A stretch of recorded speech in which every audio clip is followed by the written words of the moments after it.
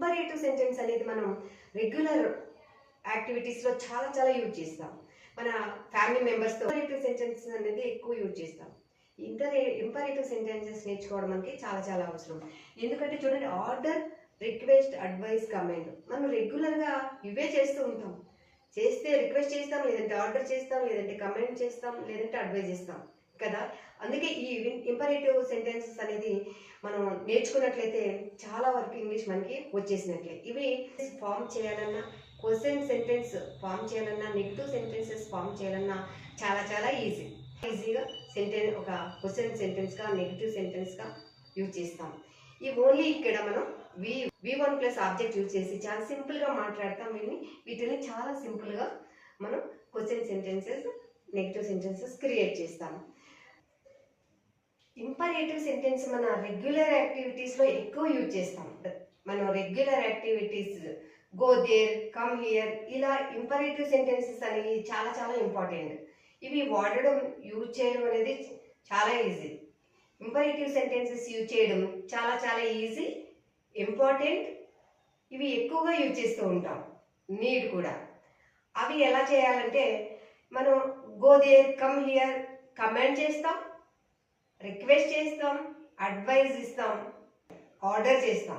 Comment చేస్తాం, request చేస్తాం, advise చేస్తాం, ఆర్డర్ చేస్తాం. ఇవన్నీ మనం రోజు చేసే పనులు. ఏదో ఒక సందర్భంలో మనం ఇవి చేయాల్సి ఉంటుంది.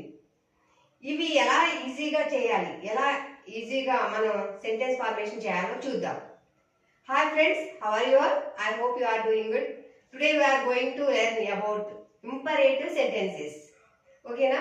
చూడండి, ఇంపరేటివ్ సెంటెన్సెస్ మనం ఎలా గుర్తుపెట్టుకోవచ్చు వీటిని సింపుల్గా ORAC అంటే ఆర్డర్, రిక్వెస్ట్, అడ్వైజ్, కమెంట్.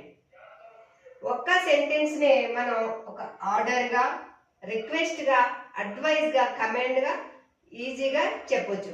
మన వాయిస్ మాడ్యులేషన్ ద్వారా, మన ఫేస్ ఫీలింగ్స్ ద్వారానే ఒక సెంటెన్స్, ఒక వర్డ్ని ఆర్డర్గా, రిక్వెస్ట్గా, అడ్వైజ్గా, కమెంట్గా ఈజీగా ఫామ్ చేయొచ్చు. చూడండి, order, request, advise, comment ORAC గుర్తుపెట్టుకోండి. ORAC అనేసి సింపుల్గా గుర్తుపెట్టుకోండి. 4 order, request, advise, comment. Imperative sentences అంటేనే ఆర్డర్, రిక్వెస్ట్, అడ్వైజ్, కమెంట్. మనం గుర్తుపెట్టుకోవాలి కమెంట్గా ఇలా. ఓకే, నెక్స్ట్ చూడండి, ఆర్డర్ అంటే close the door, delete the file, order. Request please keep quiet, please help me. Request చేస్తాం కదా అదర్స్ని, please keep quiet, please help me. Advise read news paper daily, listen carefully. Read news paper daily, listen carefully. Read news paper daily, listen carefully. చూడండి, command don't ask me again, don't ask me again. Don't waste your time, don't waste your time. ఇలా మనం కమెంట్గా చెప్పవచ్చు. యాక్చువల్గా మనం ఈ sentences ఏవైతే ఉన్నాయో order, request, advise, comment, ఈ క్లోజ్ ద డోర్ అనేది ఉంది ఫస్ట్ మనం ఇదే ఆర్డర్గా చెప్పొచ్చు, రిక్వెస్ట్గా చెప్పొచ్చు, అడ్వైజ్గా చెప్పొచ్చు, కమెంట్గా కూడా చెప్పొచ్చు.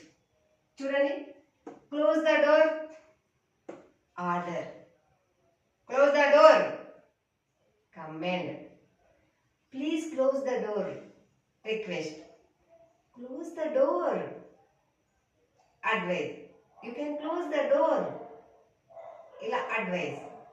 ఇలా ఒక పదాన్ని ఆర్డర్గా, రిక్వెస్ట్గా, కమెంట్గా, అడ్వైజ్గా కూడా మనం వాయిస్ మాడ్యులేషన్, ఫేస్ ఫీలింగ్స్ ద్వారా మనం చెప్పొచ్చు. ఓకేనా ఫ్రెండ్స్? చూడండి, please keep quiet, keep quiet order, keep quiet comment, please keep quiet request, keep quiet advise. ఇలా అడ్వైజ్. చూడండి, రీడ్ న్యూస్ పేపర్ డైలీ. మీరు if you read news paper daily it would be good to learn English అని చెప్పామనుకోండి. అంటే మీరు రోజు news paper చదివితే మీకు ఇంగ్లీష్ బాగా అర్థమవుతుంది, అలవాటు అవుతుంది. ఇది చెప్తాం కదా, ఇది advice. Read news paper daily, listen carefully. మనం ఏదైనా చెప్పేటప్పుడు జాగ్రత్తగా వినాలి. మనలో చాలా మంది ఏం చేస్తుంటామంటే సరిగ్గా వినకుండానే మనం తిరిగి మాట్లాడడం కానీ, సరిగ్గా వినకుండానే ఆన్సర్ చేయడమో ఏదో చేస్తుంటాం. అలా లిజన్ కేర్ఫుల్లీ. ఒక లెసన్స్ అయినా ఏదైనా ఒక నేర్చుకునేటప్పుడు లిజన్ కేర్ఫుల్లీ అంటాం కదా. Command, don't ask me again. Don't ask me again. మన ఎవరైనా విసిగిస్తూ ఉంటే 1-2 సార్లు అడుగుతూ డోంట్ ఆస్క్ మీ అగైన్ కమాండ్గా మనం చెప్తాం. Don't waste your time. You should not waste your time. మీరు టైం వేస్ట్ చేసుకోవద్దు, మీరు టైం వేస్ట్ చేసుకోకూడదు. You should not waste your time. ఇలా మనం don't ask me, don't waste your time అనేది కమాండ్లో చెప్పొచ్చు. అదే ప్లీజ్ డోంట్ ఆస్క్ మీ, దయచేసి నన్ను మళ్ళీ అడక్కు, రిక్వెస్ట్గా చెప్పొచ్చు. Don't waste your time, please don't waste your time, please don't waste your time. ఎప్పుడైతే మనం ప్లీజ్ యాడ్ చేస్తామో అది రిక్వెస్ట్ అయిపోతుంది కదా. డోంట్ వేస్ట్ యువర్ టైం, సాఫ్ట్గా చెప్తే advise. Don't waste your time, don't waste your time command. Don't waste your time order. అన్ని పదాలు మన మాడ్యులేషన్ ద్వారా, ఫేస్ ఫీలింగ్స్ ద్వారానే ఈ 4 రకాలుగా కూడా మనం చెప్పొచ్చు ఫ్రెండ్స్. అది గుర్తుపెట్టుకోండి. ఇది మనకి రెగ్యులర్ యాక్టివిటీస్లో చాలా చాలా అవసరం. మన పిల్లల్ని అంటుంటాం కదా, మనం ఇంట్లో ఎక్కువ స్పెండ్ చేస్తాం కాబట్టి వాళ్ళతో ఎక్కువ మాట్లాడతాం.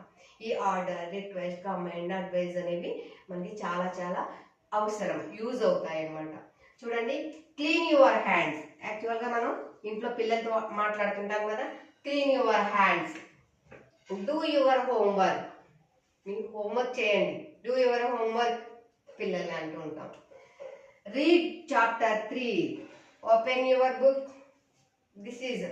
ఇది కూడా order. Open your book, read chapter 3, do fast, do your homework. ఇలా చూడండి, రిక్వెస్ట్లో ఎట్లా వస్తున్నది.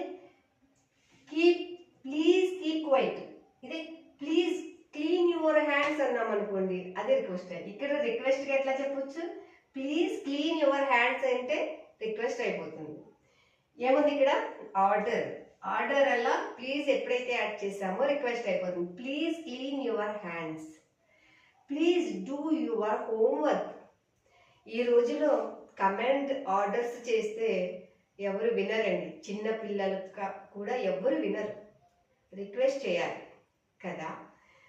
డూ యువర్ హోంవర్క్ అని కమాండ్ చేసామనుకోండి, వాళ్ళ మొండిగేసుకుని ఇలానే కూర్చుంటారు. ప్లీజ్ డూ యువర్ హోంవర్క్ అన్నాం అనుకోండి, ఓ మమ్మీ ప్లీజ్ అని రిక్వెస్ట్ చేస్తుంది, సరే నేను హోంవర్క్ చేయాలి, చేస్తూ ఉంటారు. ఇలా మనం ఒక పదాన్నే ఆర్డర్గా, రిక్వెస్ట్గా, కమాండ్గా, అడ్వైస్గా కూడా ఈజీగా మార్చవచ్చు. చూడండి, ప్లీజ్ కీప్ క్వైట్.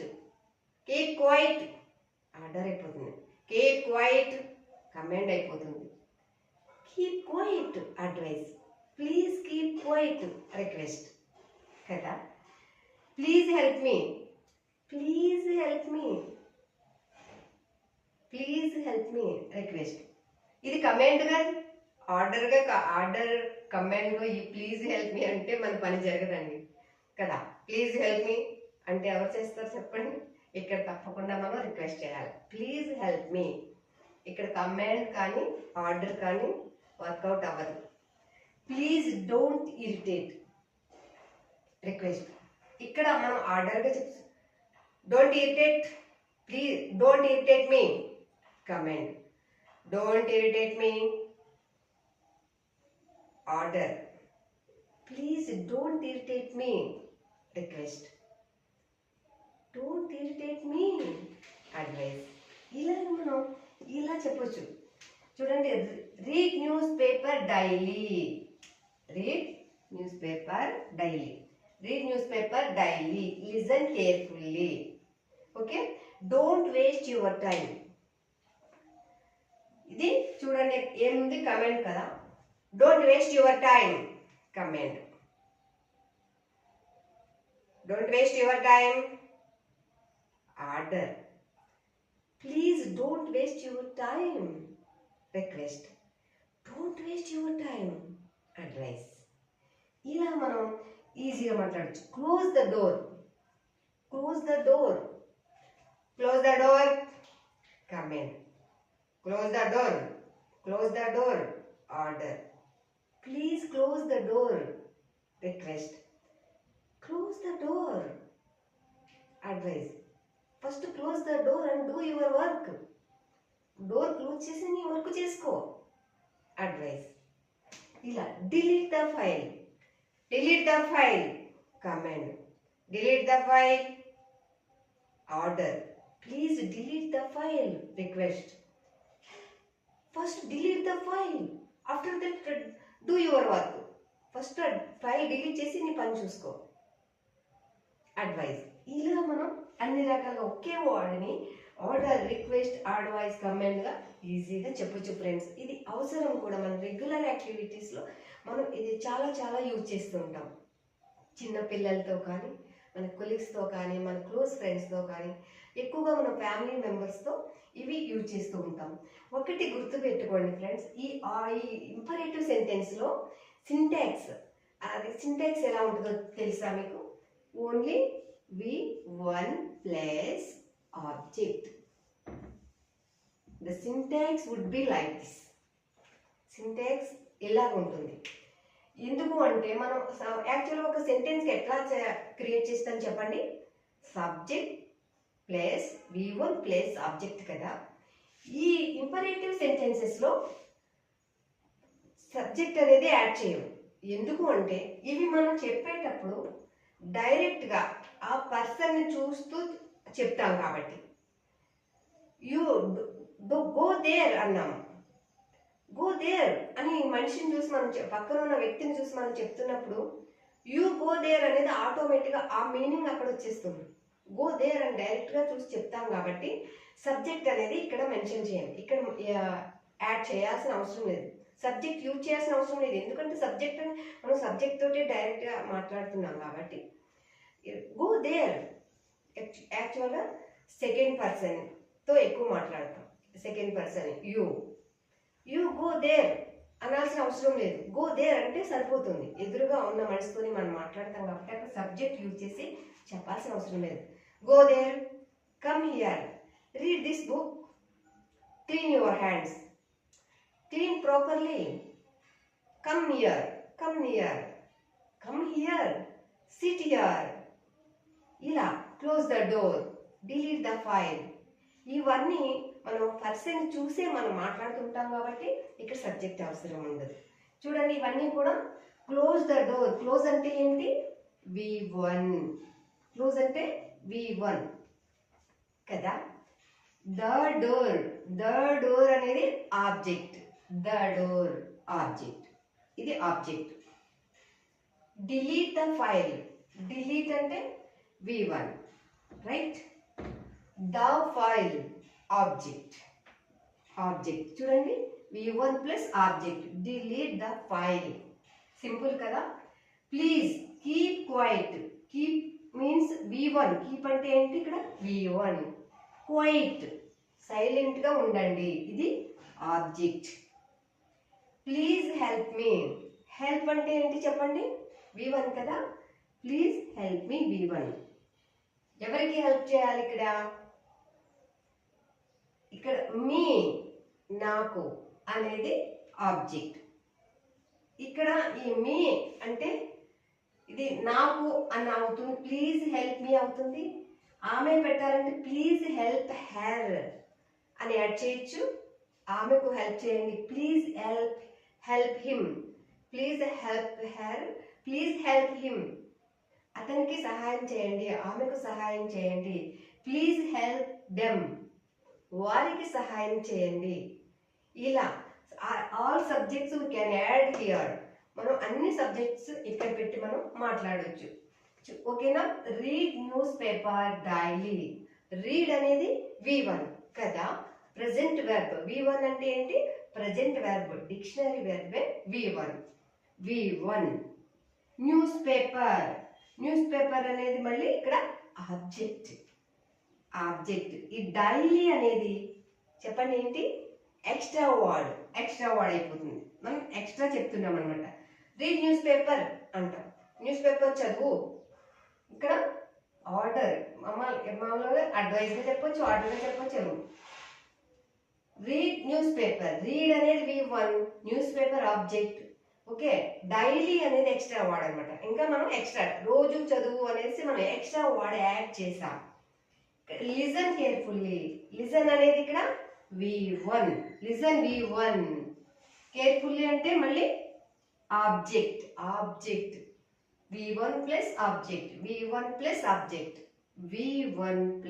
ఆబ్జెక్ట్, క్లియరా? చూడండి, డోంట్ ఆస్క్ మీ, డోంట్ ఇక్కడ డోంట్ వేస్ట్ యువర్ టైం. ఇక్కడ మళ్ళీ don't, do not ask me again. Do not వచ్చింది కానీ కాబట్టి ఇది ఏమవుతుంది, నెగటివ్ సెంటెన్సెస్ అవుతాయి కదా. నెగటివ్ డూ నాట్ అయితే ఎప్పుడైతే యాడ్ చేసామో నెగటివ్ సెంటెన్సెస్ అవుతాయి. చూడండి ఫ్రెండ్స్, ఇక్కడ ఈ నెగటివ్ సెంటెన్సెస్ ఎలాగా ఫామ్ చేయాలి, ఈ ఇంపరేటివ్ సెంటెన్సెస్ ని నెగటివ్ సెంటెన్సెస్ గా ఎట్లా ఫామ్ చేయాలి, క్వశ్చన్ సెంటెన్సెస్ గా ఎట్లా ఫామ్ చేయాలి, అంటే క్వశ్చన్ వర్డ్ గా ఎట్లా ఫామ్ చేయాలి చూద్దాం. వీటికి మనం హెల్పింగ్ వెర్బ్స్ అనేది ఇందులో ఉండదు కదా. డైరెక్ట్ గా ఏముంటుంది, V1 ప్లస్ ఆబ్జెక్ట్ మాత్రమే ఉంటుంది. ఈ V1 పెట్టి మనం ఏవైతే మాట్లాడతామో వాటన్నింటికి మనం నెగిటివ్ చేయాలన్నా, క్వశ్చన్ ఫామ్ చేయాలన్నా డూ డస్ యూజ్ చేయాలి. డూ డస్ అనేవి యూజ్ చేసి క్వశ్చన్స్ క్రియేట్ చేస్తాం, నెగిటివ్ సెంటెన్సెస్ క్రియేట్ చేస్తాం. ఈ డూ డస్ ఎందుకు అంటే చూడండి, డూ అంటే ప్లూరల్, ఇది ప్లూరల్, డూ ప్లూరల్ యూజ్ చేస్తాం. డస్ అంటే సింగులర్,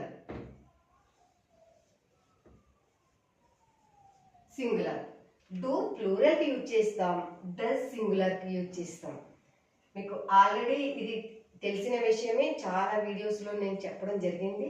అయితే దీనికి సంబంధించి చెప్పడం చాలా చాలా ఇంపార్టెంట్. ఎందుకు అంటే ఎప్పుడైతే మనం ఈ V1 ఒక్కటే యూజ్ చేసి మనం సెంటెన్సెస్ చేస్తామో వాటికి మనం ఖచ్చితంగా డూ డస్ యూజ్ చేసి మాత్రమే మనం క్వశ్చన్ ఫామ్స్ క్రియేట్ చేస్తాం, నెగిటివ్ సెంటెన్సెస్ క్రియేట్ చేయగలం.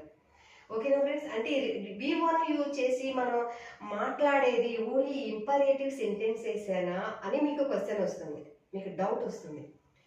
Only imperative sentences and regular activities, మనం రెగ్యులర్గా చేసే పనులు, రిపీటెడ్గా చేసే పనులుకి కూడా మనం V1 యూజ్ చేసే మాట్లాడతాం. రిపీటెడ్ యాక్షన్స్ కూడా V1నే యూజ్ చేస్తాం. వాటికి కూడా మనం నెగిటివ్ చేయాలన్నా, క్వశ్చన్ సెంటెన్సెస్ వేయాలన్నా డూ డస్ యూజ్ చేస్తాం. ఈ రిపీటెడ్ యాక్షన్స్ అనేది మనకు వీడియో ఉండింది, మీకు అది డౌట్ ఉండినట్లయితే ఒకసారి ఆ రిపీటెడ్ యాక్షన్స్, రెగ్యులర్ యాక్టివిటీస్ అనే ఒక వీడియోని మీరు ఒకసారి వాచ్ చేయండి. డౌట్ ఉంటే అక్కడ కూడా అది క్లియర్ అయిపోతుంది. ఫ్రెండ్స్, ఇప్పుడు వీటిని క్వశ్చన్ సెంటెన్స్ ఎట్లా చేయాలో చూద్దాం. చూడండి, క్లోజ్ ద డోర్ ఉంది. ఫస్ట్ సెంటెన్స్ చూడండి, ఇక్కడ ఏముంది, క్లోజ్ ద డోర్. ఇక్కడ మనం నెగిటివ్ చెప్పాలంటే do not close, do not close the door. do not close the door అంటే do not ఏమవుతుంది, ఇక్కడ short form don't close the door అన్నాం. ఆ డోర్ వేయొద్దు. క్వశ్చన్ అడుగుతున్నాం, do you close the door? Door close చేస్తావా? చూడండి, మళ్ళీ do you close the door. ఇక్కడ మళ్ళీ సబ్జెక్ట్ యూజ్ చేసాం. చూడండి, ఎందుకు అంటే నువ్వు క్లోజ్ చేస్తావా ఆ డోర్ అని అతన్ని అడుగుతున్నావు. ఇక్కడ సబ్జెక్ట్ లేకుండా మళ్ళీ డూ క్లోజ్ ద డోర్ అంటే ఇక్కడ ఇది ప్రెస్ చేసి చెప్పినట్లయితే డూ క్లోజ్ ద డోర్, నువ్వు తప్పకుండా డోర్ క్లోజ్ చేయాలి అవుతుంది తప్ప క్వశ్చన్ అవ్వదు. Do close the door, door close చేయి, తప్పకుండా డోర్ క్లోజ్ చేయాలనే మీనింగ్ వస్తుంది అనమాట. ఎప్పుడైతే మనం యూ తీసేసామో, యూ తీసేస్తే ఏమవుతుంది, do close the door, question sentence అవ్వదు. నువ్వు తప్పకుండా డోర్ క్లోజ్ చెయ్యి అని ప్రెస్ చేసి నొక్కి చెప్తున్నాం అనమాట. తప్పకుండా డోర్ క్లోజ్ చెయ్యి అని చెప్తున్నాం. అదే do you close the door అంటే అక్కడ క్వశ్చన్ సెంటెన్స్ అయిపోతుంది. నువ్వు డోర్ క్లోజ్ చేస్తావా అని అడుగుతున్నాం, డోర్ క్లోజ్ చేస్తావా, క్వశ్చన్ సెంటెన్స్ అయిపోతుంది.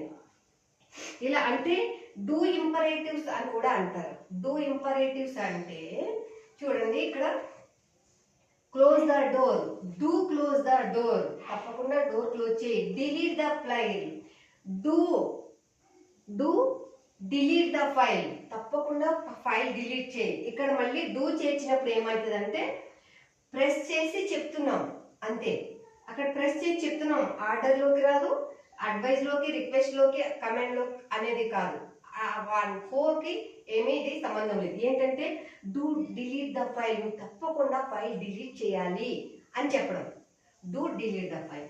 ప్లీజ్ కీప్ క్వైట్ ఉంది ఇక్కడ. ఓకే, ఇక్కడ డూ కీప్ క్వైట్, ఇక్కడ ప్లీజ్ తీసేస్తాం. ప్లీజ్ ఉంటే ఏమవుతుంది, రిక్వెస్ట్ అవుతుంది కాబట్టి డూ ఇక్కడ పెడతాం. డూ కీప్ క్వైట్, నువ్వు తప్పకుండా ప్రశాంతంగా శాంతంగా ఉండాలి, నువ్వు తప్పకుండా సైలెంట్గా ఉండాలి. డూ కీప్ క్వైట్, నువ్వు తప్పకుండా సైలెంట్గా ఉండాలి. Do keep quiet, do keep quiet in the library, నువ్వు లైబ్రరీలో తప్పకుండా సైలెంట్గా ఉండాలి. ఇలా మనం హాస్పిటల్స్లోనూ ఎక్కడ చూస్తాము ఇది కీప్ క్వైట్ అనేది. మామూలుగా హాస్పిటల్స్లోనూ లైబ్రరీస్లోనూ ఇట్స్ వెరీ ఇంపార్టెంట్ కదా. అది డూ కీప్ క్వైట్ అంటే డూ ఇంపరేటివ్ అని కూడా అంటారు ఫ్రెండ్స్, అది గుర్తు పెట్టుకోండి. ఇక్కడ డూ ఇంపరేటివ్, డూ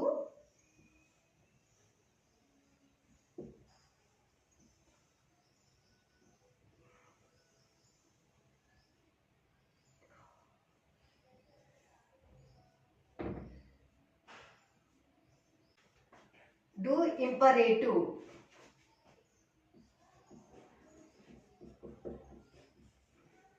సారీ, ఇక్కడ ఈ రాయడం అనేది నేను ఫస్ట్లో మర్చిపోయినా. డూ ఇంపరేటివ్ అనేది ఉంటుంది చూడండి. ఇక్కడ close the door, do close the door, do imperative అనేది. వాటికి డూ చేర్చినప్పుడు ఏమైతే తప్పకుండా చేయాలి. డూ అంటే తప్పకుండా,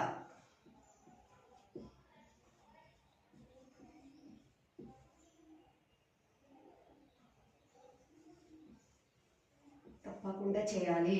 ఇలా డూ ఇంపరేటివ్ అంటే మీరు తప్పకుండా చేయాలి. Go there, do go there, నువ్వు ఖచ్చితంగా అక్కడికి తప్పకుండా అక్కడికి వెళ్ళాలి.